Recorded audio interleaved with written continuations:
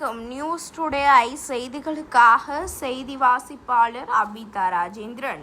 வடசென்னை பாஜக இளைஞரணி சார்பாக சிங்காரவேலர் பிறந்தநாளை முன்னிட்டு நலத்திட்ட உதவிகள் வழங்கும் விழா திருவெற்றியூர் குப்பத்தில் துலுக்காத்தம்மன் கோவில் அருகில் சிந்தனை சிற்பி மா சிங்காரவேலர் ஐயா அவர்களின் 165ஆம் ஆண்டு பிறந்தநாளை முன்னிட்டு மீனவ சமுதாய மக்களுக்கு நலத்திட்ட உதவிகள் வழங்கப்பட்டது.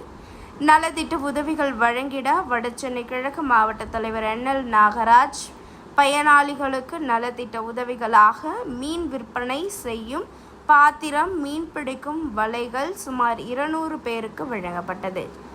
மேலும் இவ்விழாவில் மாநில நிர்வாகிகள், மாவட்ட நிர்வாகிகள், அணிப்பிரிவு நிர்வாகிகள் மற்றும் மண்டல நிர்வாகிகள், தாமரை சொந்தங்கள் அனைவரும் தவறாமல் கலந்து கொண்டு நிகழ்ச்சியை சிறப்பித்தனர்.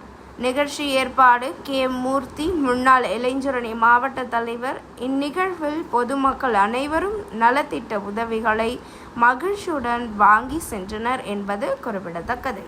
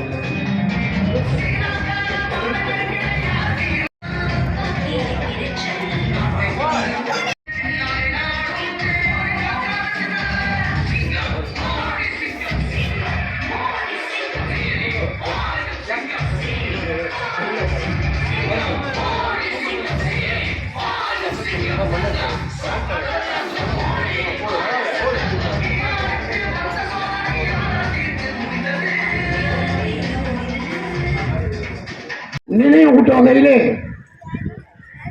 1921ஆம் ஆண்டு நேருஜி அவர்கள் விவசாய மக்களிடம் போய் பார்த்து ஒரு கடிதத்தை காந்திஜி அவர்களே கொடுத்திருக்கிறார். அது என்ன கூறப்பட்டிருக்கிறது என்றால், அனைவரும் வெள்ளைக்காரர்களுடன் அட்ஜஸ்ட் பண்ணி போக வேண்டும் என்று அந்த லெட்டரில் கூறியிருக்கிறது. இதற்கு மீனவன் தந்தை சிங்காரவேலர் ஐயா இதற்கு கடும் எதிர்ப்பு தெரிவித்திருக்கிறார். நாம் சுதந்திரத்துக்காக பாடுபட்டுக் கொண்டிருக்கிற நேரத்தில் வெள்ளக்காரர்களிடம் போயிட்டு நாம் அடிமையாக வேண்டுமா என்று அந்த குழுவில் எதிர்ப்பு தெரிவித்திருக்கிறார். அது மட்டுமில்லாமல் உப்பு சத்தியாகிரக போராட்டத்தில் ஈடுபட்டு சிறை சென்றிருக்கிறார். மற்றும் மே 1ஆம் தேதி என்றது அறிவிக்கப்பட்டது நம்ம சிந்தனை சிற்பி சிங்காரவேலன் தான். மே 1 தொழிலாளர்களின் மே 1ஆம் தேதி அறிவிக்கப்பட்டிருக்கிறார். இன்னும் பல இரவு நமக்கு தெரியாத கூட இருக்கலாம். இப்போது நம்ம மீனவ சமுதாய மக்களுக்கு திருவெற்றியூர் குப்பத்திலே பிரதமர் திட்டத்தின் கீழ் சுமார் 150 வீட்டுக்கு மேல் நம்ம கட்டி தந்திருக்கிறோம். முழுமையாக நீங்கள் எண்ணி பார்க்க வேண்டும். இது முழுக்க முழுக்க மத்திய அரசின் திட்டம். அது மட்டுமில்லாமல் 2 வருடத்துக்கு ஒரு முறை பவளைப்பாறை என்று நம்ம மீனவ குப்பத்துக்கு 30-40 லட்சம் ஒதுக்கி அதற்கு நானும் ஒரு சின்ன உதவி பண்ணி செய்திருப்பேன் நம்ம திருவள்ளூர் குப்பத்திற்கு. காரணம் என்னென்றால், இது எங்க தாய் ஊரு. அதனால் இந்த கிராமத்துக்கு என்ன தேவையோ நம்மளால் முடிஞ்சு செய்ய முடியும். அது மட்டுமில்லாமல் 220 கோடியிலே ஆர்பர், மினி ஆர்பர், சூளைத்தோட்டம் மத்திய அரசு திட்டம். இந்த திட்டத்தை கொண்டு வருவதற்கு பல இது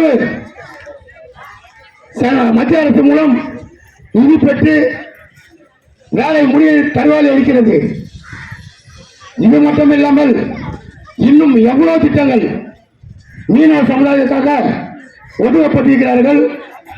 ஆகையால் அனைவரும் இந்த திட்டத்தின் மூலம் பயன்படுத்திக் கொள்ளுமாறு அன்புடன் கேட்டு எனக்கு வாய்ப்பளித்த மாவட்ட தலைவர்களுக்கு நன்றி கூறி விரும்புகிறேன். நன்றி, வணக்கம்.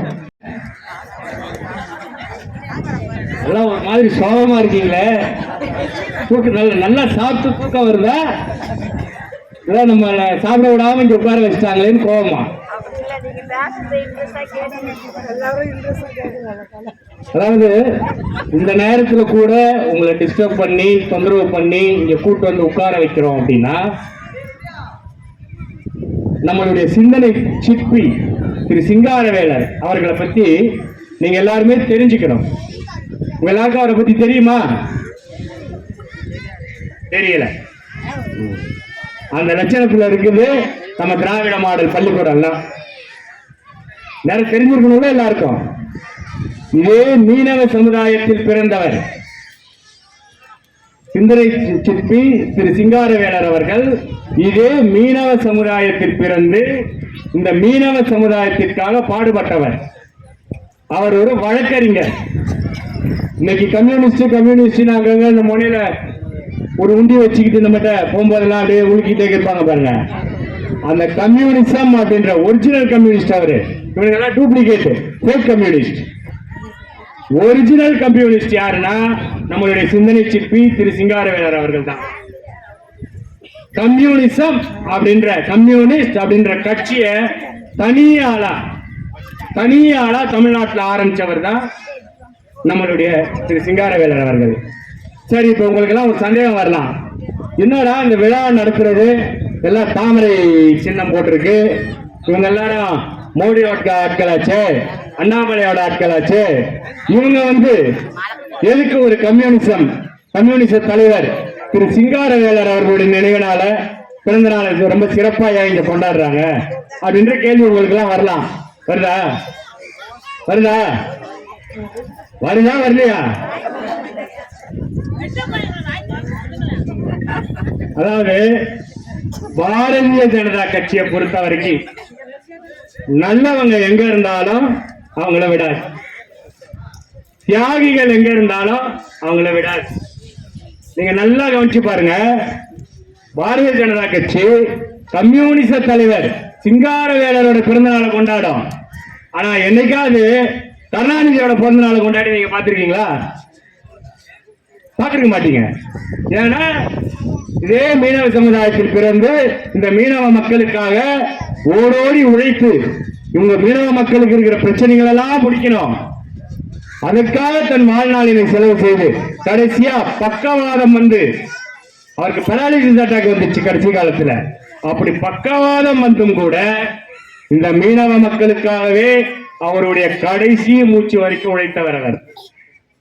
அதனால பாரதிய ஜனதா கட்சி அவர் மாற்றுக் கொள்கையில் இருந்தாலும் கூட அவருடைய பிறந்த நாள மிக விமரிசையா மீனவ சமுதாய மக்களுக்கு இடையே கொண்டாடணும்.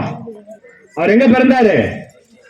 உங்க சமுதாயத்தில் பிறந்த ஒரு மாபெரும் தலைவர் அவருடைய பிறந்த நாள உங்களுக்கு மத்தியில கொண்டாடணும். அதனால நீங்க எல்லாரும் போங்க, அந்த சமுதாய மக்களை பாருங்க அப்படின்னு சொல்றாங்க. கருணாநிதி பிறந்த நாளெல்லாம் கொண்டாட சொல்ல மாட்டாங்க. திருட்டு ட்ரெயின்ல ஏறி பல லட்சங்கள் கொள்ளையடித்து அவர் பிறந்த நாளெல்லாம் அவங்க கொண்டாட சொல்ல மாட்டாங்க. அதே போல இந்த மீனவ சமுதாய மக்களை பார்க்கும்போது எனக்கு எப்பவுமே ரொம்ப ஒரு சந்தோஷமா இருக்கும். ரெண்டு விஷயம் இந்த சமுதாய மக்கள் நான் கத்துக்குவேன். ஒண்ணு, அவங்களுடைய உழைப்பு, இடைவிடாத உழைப்பு இருக்கும். வயசான அம்மாவா இருப்பாங்க, ஆனா காலையில பார்த்தா 4 மணிக்கு அங்க கடலோரத்தில் இருப்பாங்க. வர்ற போட்ல ஏலம் எடுப்பாங்க, அந்த மீனை கொண்டு போவாங்க, வைப்பாங்க, தொண்டை தண்ணி கிழிய இது இவ்வளோ அது அவ்வளோ இது இவ்வளோ வாங்க வாங்கன்னு. நீங்க எல்லாரும் அப்படிதானே? உழைப்புக்கு பேர் போன சமுதாயம் இந்த மீனவ சமுதாயம். அதே மாதிரி இந்த மீனவ சமுதாயத்தில் ஆண்களை பாருங்க. இப்ப மற்ற சமுதாயத்து ஆண்கள் எடுத்துங்களேன், கடல் கிட்ட போனா அப்படியே நாங்க தூரமா நின்று அப்படியே காலை மட்டும் வச்சுட்டு வந்துருவோம். ஆனா அந்த கடல் எண்ணெய் மேல ஏறி விளையாடக்கூடிய ஒரு திறமை, ஒரு தைரியம், ஒரு உடற்கட்டு இதெல்லாம் எங்க இருக்கும்? இந்த சமுதாயத்தின் மக்களுக்கே உரித்தானது. அதனால இந்த மீனவ சமுதாயத்து மக்கள் எப்படி இருக்கணும் அப்படின்னா, முதல்ல நம்ம முன்னோர்களை பத்தி நம்ம தெரிஞ்சுக்கணும். இனிமேல ஒவ்வொரு வருடமும் அவர் நடத்தலன்னு வச்சுக்கோங்க, மூர்த்தியும் பிளாஸ்டிக் பண்ணணும், இந்த ஃபங்க்ஷன் பண்ணலன்னா நீங்க எல்லாம் அடுத்த வருஷம் நேரம் வந்துடணும். இப்பா அவர் நம்ம சமுதாயத்துல பெரிய தலைவராச்சே, நீங்க 2 பேரும் ஏன் ப்ரோக்ராம் பண்ணாம இருக்கீங்க? வருஷம் வருஷம் இனிமேல் நடத்தணும்னு அவங்க 2 பேரையும் கேட்கணும். கேட்பீங்களா?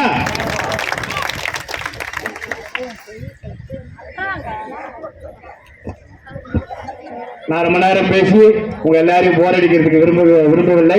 அடுத்ததாக எங்களுடைய மாவட்ட தலைவர்,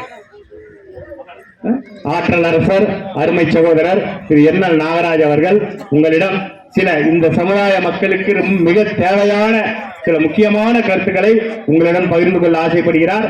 அதனால அவர் பேசும்போது தயவு செய்து அவங்க என்ன பேசுறாங்க அப்படின்றத தயவு செய்து கூர்ந்து கவனியுங்கள். நிரஞ்சன் அவர்களுக்கு முன்னாள் மண்டல தலைவர் திரு எஸ்.கே. ரவி அவர்கள் சால்வை அணிவித்து மரியாதை செய்தார். சிங்காரவேலு ஐயா அவர்களுக்கு இந்த பிறந்தநாள் கொண்டாட்டம் தான். இந்த பிறந்தநாள் கொண்டாட்டத்தில் நம்ம மக்களுக்கு நல உதவி திட்டங்கள் வழங்க போறோம். உங்களுக்கு தொழிலுக்கு தேவையான உபகரணங்கள் வழங்க போறார் நம்ம மாவட்டத்தினுடைய இளைஞரணி தலைவர் தம்பி மூர்த்தி அவர்கள் ஏற்பாடு செய்திருக்கிறார். ஆனா இந்த சமயத்துல உங்களிடம் ஒரு நல்ல ஒரு விஷயத்தை தெளிவுபடுத்துறதுக்காக நான் வந்திருக்கேன். இப்போ நீங்க டிவி ஆன் பண்ணீங்கன்னா, இல்ல செல்போன்ல யூடியூப்ல போனீங்கன்னா, உதயநிதிய நமது அண்ணாமலை அவர்களை உதயநிதியும் 2 பேரும் மாறி மாறி பேசிட்டு இருக்காங்க. எதனால பேசிட்டு இருக்காங்கன்னா, எந்த விஷயத்துக்காக இவங்களுடைய இந்த பரபரப்பான பேச்சு? இன்னைக்கு மாலை மலர் பார்த்தீங்கன்னா உதயநிதி சவால் போட்டிருக்கு. இதனுடைய காரணம் என்னன்றது உங்களுக்கு தெரியணும். ஏன்னா நானும் இதே மாதிரி இதே ராயபுரத்தில் இருக்கக்கூடிய ஒரு குப்பத்தில் தான் நானும் பிறந்தது. ஆனா இன்றைக்கு தயாநிதி மாறனுக்கு கலைஞர் அவர்கள் எதுக்காக எம்பி சீட்டு கொடுத்தீங்க அப்படின்னு கேட்டதுக்கு, அவருக்கு நன்றாக ஹிந்தி தெரியும், அவர் ஹிந்தி படிச்சாரு, அதனால அவரை ஹிந்தி நான் எம்பியா கொடுக்குறேன், கட்சியில உறுப்பினரே இல்லைனாலும் தயாநிதி மாறன் முரசொலி மாறனுடைய பையன்ற ஒரு காரணத்துக்காகவே அனுப்பிட்டார் டெல்லிக்கு எம்பியாக்கி. ஆனா இன்றைக்கு மும்மொழி கொள்கைன்னா என்ன தெரியுமா? மத்திய அரசு கொண்டு வருது. நீ உன்னுடைய தாய்மொழி கட்டாயம் படிக்கணும். நம்ம தாய்மொழி தமிழ், நம்ம தமிழை படிச்சுட்டோம். அதுக்கு அடுத்தது இங்கிலீஷு. இந்த நாடு மட்டும் இல்ல, இந்த உலகம் முழுவதும் அதிகமா இங்கிலீஷு தேவைப்படுது. ஆனா மூன்றாவது ஒரு கல்வி, மூன்றாவது ஒரு மொழி, அது தெலுங்கா இருக்கலாம், மலையாளமா இருக்கலாம், ஹிந்தியா இருக்கலாம், கன்னடமா இருக்கலாம், எந்த மொழியாவது இருக்கலாம். அந்த மாதிரி நம்ம குழந்தைங்களை படிக்க சொல்லி மத்திய அரசு சொல்லுது. மத்திய அரசு மும்மொழி கொள்கை கொண்டு வருது. இப்போ எனக்கு 5 மொழி தெரிஞ்சா நல்லதா கெட்டதா? எம்மா நீங்க சொல்லுங்க, 5 மொழி எனக்கு தெரிஞ்சா நல்லதா கெட்டதா? நல்லது தானே. அதனால நான் ஹிந்திக்காரன் ஆயிடுவேனா? மலையாளம் கத்துட்டா மலையாளக்காரன் ஆயிடுவேனா? இதே எத்தனையோ ஹிந்திக்காரங்க தமிழ்ல நல்லா தானே பேசுறாங்க சேட்டுங்களா, அவங்கெல்லாம் நம்ம தமிழர் ஆயிட்டாங்களா? ஆனா இன்றைக்கு இருக்கிற திராவிட மாடல் அரசு இந்த மும்மொழி கொள்கை வரக்கூடாதான். ஏன்னா உனக்கு கும்முடி பூண்டி தாண்டிட்டாலே ஹிந்தி பேசுவாங்க. அங்க போனா நம்ம கேன்னு கத்துவான், நம்ம புரியாது, நம்ம எல்லாம் பேபான்னு மூச்சிட்டு இருக்கணும். அவங்களுடைய கொள்கை என்னன்னா, நமக்கு இன்னொரு மொழி தெரியக்கூடாது. ஹிந்தி தெரிஞ்சா டிவியில் அவர் என்ன பேசுறாருன்னு உங்க குழந்தைக்கு புரியும். அம்மா இது அவர் பேசுறது நல்ல விஷயம், இது கெட்ட விஷயம் அப்படின்னு நாளைக்கு உங்களுக்கு எடுத்து சொல்லுவார். ஆனா இன்னைக்கு இருக்கக்கூடிய எல்லா திமுகவில் இருக்கக்கூடிய எல்லா அரசியல் தலைவர்களுடைய பையன் யாராவது கார்பரேட் ஸ்கூல்ல படிப்பாங்களா? யாராவது ஒரு ஆள் கார்பரேட் ஸ்கூல்ல படிக்கிறாங்களா? இந்த எம்எல்ஏவோ இல்ல எம்பியோ அவங்க பையனை வந்து கார்பரேட் ஸ்கூல்ல படிக்க வைக்கிறாரா? எல்லாரும் சிபிஎஸ்இ சிலபஸ். சிபிஎஸ்இ போர்டுன்னா என்ன தெரியுமா? கண்டிப்பா ஹிந்தி படிச்சாகணும், இங்கிலீஷ் படிச்சாகணும், தமிழும் படிச்சாகணும். அவங்க பிள்ளைங்களுக்கு எல்லாம் வந்து மும்மொழி கொள்கை வேணும். இதே கார்பரேஷன் ஸ்கூல்ல நம்ம குழந்தைங்க படிக்க கூடாது. நல்லா இருக்குல்ல திராவிட மாடல் ஆட்சி. நம்ம எல்லாமே ஹிந்தி படிக்க கூடாது, மலையாளம் படிக்க கூடாது, தமிழ் மட்டும்தான் நம்ம தெரியணும். ஆனா அவங்க எல்லா மொழியும் கத்துக்குவாங்க. எம்எல்ஏ பசங்களும் எம்பி பசங்களும் எல்லா மொழியும் கத்துக்குவாங்க. யாராவது திமுக இருக்கக்கூடிய யாராவது ஒரு எம்எல்ஏனுடைய பையன் கார்பரேஷன் ஸ்கூல்ல படிக்கிறாங்கன்னு சொல்ல முடியுமா? யாராவது சொல்ல முடியுமா? என் பையனை கார்பரேட் ஸ்கூல்ல தான் சேர்த்தேன்னு சொல்ல முடியுமா? இங்க நம்மள மாதிரி கூலி தொழிலாளருடைய பையன் வந்து இன்னொரு மொழி கத்துக்கூடாது. நம்மள மாதிரி ஒரு பிற்படுத்தப்பட்டவரோ தாழ்த்தப்பட்டவரோ இந்த மாதிரி ஒரு மொழியை கத்துக்கூடாதுன்றது இந்த திராவிட மாடலினுடைய ஆட்சியினுடைய லட்சணம். அம்மா இப்போ டெல்லிக்கு போனோம்னா ஹிந்தி பேசுறான், இப்படி நம்ம கும்மிடி பூண்டி தாண்டிட்டா ஹிந்தி பேசுறான், இப்படி போய் நம்ம பெங்களூர்ல போயிட்டா ஹிந்தி பேசுறான். ஆனா நம்ம மட்டும் தமிழை தவிர வேற எதுவுமே தெரியாது. தமிழ்நாட்டுல நம்மளுக்கு தமிழை தவிர வேற எந்த மொழியும் தெரியாது. மற்ற பக்கத்தில் இருக்கக்கூடிய அண்டை மாநிலத்தில் எல்லாமே ஹிந்தி இருக்கு, அவங்க விருப்ப மொழியை படிக்கிறாங்க. இன்னைக்கு கல்வித்துறை அமைச்சர் என்ன சொல்லியிருக்காருன்னா, மத்திய அரசனுடைய கல்வித்துறை அமைச்சர் இன்னைக்கு அந்த திட்டத்தை கொண்டு வந்ததுல அந்த சர்வ சிக்ஷா அபியான் என்ற ஒரு திட்டம் கொண்டு வராங்க. அதுல எல்லாருக்கும் எல்லா ஃபண்டும் ஒதுக்குறாங்க. தமிழ்நாட்டில் இருக்கக்கூடிய எல்லாருக்குமே எல்லா குழந்தைகளுக்கும் அந்த திட்டத்தை ஒதுக்குறாங்க. மோடி ஒரு 10 வருஷம் முன்னாடி ஒரு திட்டம் கொண்டு வந்தார். அது வந்து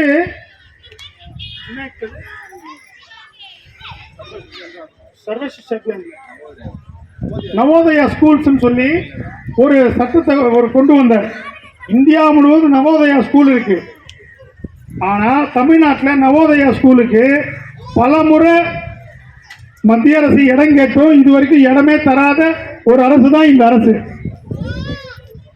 கேந்திர வித்யாலய பள்ளின்னா அந்த மிலிட்டரி ஸ்கூல் அது.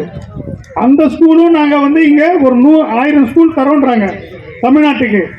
இங்க இடம் கொடுக்க தயாரா இல்லை. ஏன் தெரியுமா?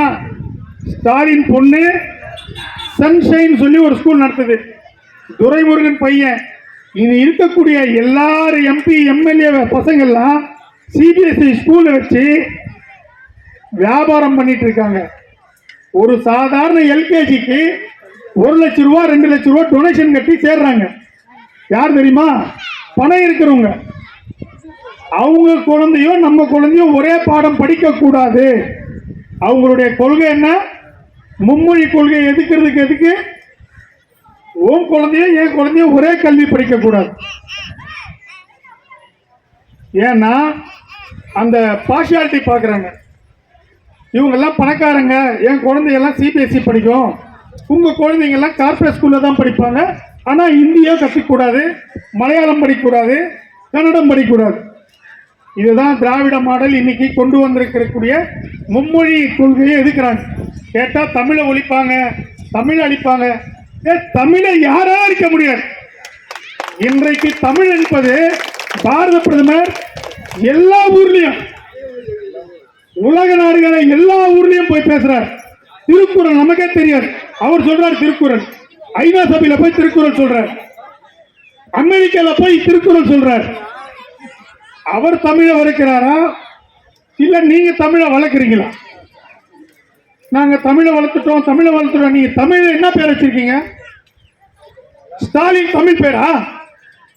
அம்மா ஸ்டாலின் தமிழ் பேரா? முருகன் தமிழ் பேரா? ஸ்டாலின் தமிழ் பேரா? கேட்கிறோம். யார் யா முட்டாளு? தமிழ வளர்த்தவன் பேர் தமிழரசன் வையும் பையனுக்கு ஸ்டாலினியா இருக்கிற கேட்கிறோம் முட்டாளானா? அன்பு கொண்ட பெரியவர்களே, இது போன்று தேர்தல் வரும்போது இந்த வெள்ளையா கொக்கெல்லாம் எப்படி வரும்? அப்படியே கொக்கெல்லாம் பறந்து ஒன்னா வந்து நிற்கும் வெள்ளை வெள்ளைன்னு. உங்களை ஃபுல்லா அன்னைக்கு வந்து அம்மா அவங்க வந்தா நான் அதை செய்யறேன் இதை செய்யறேன்னு சொல்லிட்டு உங்ககிட்ட இருக்கக்கூடிய மிகப்பெரிய சக்தி வாக்குன்ற ஒரு சக்தியை விலை கொடுத்து வாங்கி இனி 5 வருஷம் நம்ம இதே நிலைமையில தான் நம்மள இருப்போம். நம்ம குழந்தைங்களுக்கு எதிர்காலமே இருக்காது. மீண்டும் இந்த திராவிட மாடல் ஆட்சி வந்தால் நம்மளுடைய குழந்தைங்களுடைய நிலைமை மிகவும் சீர்கேடாக தான் முடியும். ஏன்னா நம்ம முதலமைச்சர் டிவியில ஒரு பேட்டி கொடுக்கிறார். நீங்க எல்லாம் தயவுசெய்து குடிக்காதீங்க, நீங்க எல்லாம் தயவுசெய்து வந்து குடிக்கிறது நல்ல பழக்கம் இல்லை. சரி, வைன் ஷாப்பை மூடு. வைன் ஷாப் நான் பிரைவேட்டா நடத்துது, அரசாங்கம் தான் நடத்துது. நீ மூடு கடை. நீ வந்து மூட மாட்ட. 100 ரூபா பாட்டில் 200 ரூபா விற்ப. அந்த 200 ரூபா பாட்டிலையும் உன் வீட்டுக்கு 10 ரூபா. யாராவது சரக்கு வாங்குறதா கேளுங்க. போட்டு வாங்கினா 10 ரூபா பிச்சை போடணும். டாஸ்மார்க் கேட்டா ஒரு டாஸ்மார்க் வேலை செய்யற சொல்றாரு. இந்த 10 ரூபாயெல்லாம் வந்து முதலமைச்சர் வீட்டுக்கு போயிடும். ஏண்டா நாங்க கொடுக்க பிச்சையில வாழ்றீங்க நீங்க. என் வீட்டுல என் அண்ணன் தம்பி மாமா மச்சான் எல்லாருமே குடிக்கும் போது அந்த காசுல எங்க போகுது? கோபாலபுரம் வீட்டுக்கு போகுது. ஓ வீடு நல்லா இருக்கிறதுக்காக நீ வைன் ஷாப்பை மூட மாட்ட.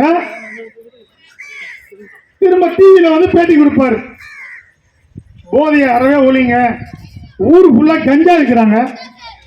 இன்னைக்கு நம்ம குழந்தைகள் எல்லாம் ரோட்ல வேணும்னா பயமா இருக்கு. எந்த குழந்தை எங்க போய் என் கூட சேர்ந்து கஞ்சா அடிப்பான்ட்டு. இன்றைக்கு நிலைமை அந்த மாதிரி இருக்கு. இன்னைக்கு இருக்கக்கூடிய குழந்தைகள் வந்து அந்த கஞ்சாவால அவங்க சின்ன வயசுல நரம்பு தளர்ச்சி ஆகுது, சின்ன வயசுல இறந்து போறாங்க. அரசு தான் நடக்குது. உனக்கு ஆட்சி செய்ய தெரியலன்னா விட்டு தொலை, நாங்க பாத்துக்கிறோம். ஊரு ஃபுல்லா கஞ்சா விக்கிற இருக்கக்கூடிய எல்லா ஏழை மக்கள் தான் பாதிக்கப்படுறாங்க. அண்ணா நகர்ல இருக்கிற கஞ்சா அடிக்கிறானா? இல்ல போஸ் கார்டன்ல வீடு இருக்கிறவங்க கஞ்சா அடிக்கிறானா? நம்மள மாதிரி சாதாரண ஏழை மக்களுடைய பசங்க தான் கஞ்சா அடிக்கிறாங்க. இந்த மாதிரி இருக்கக்கூடிய பகுதிகளில் தான் நம்ம தாழ்த்தப்பட்ட மக்களும் பிற்படுத்தப்பட்ட மக்கள் இருக்கக்கூடிய பகுதிகளில் தான் கஞ்சா அடிக்கிறாங்க. உண்மையா இல்லையாம்மா? இன்றைய தினம் நமது இளைஞரணி தலைவர் திரு மூர்த்தி அவர்களுக்கு திருமண நாள் என்பதால் அவரை இந்த மேடையிலிருந்து வாழ்க்கை நான் கடமைப்பட்டிருக்கிறேன்.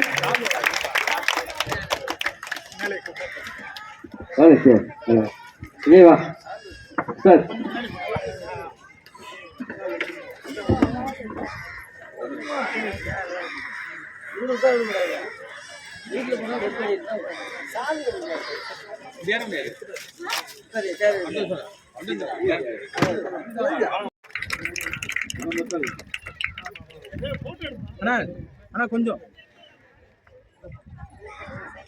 பல்லாண்டு சீர சிறப்புமாக எல்லாரும் ஒரு வாட்டி கை மக்கள் மாவட்ட தலைவர் அவர்கள் வாழ்த்துக்கிறார்.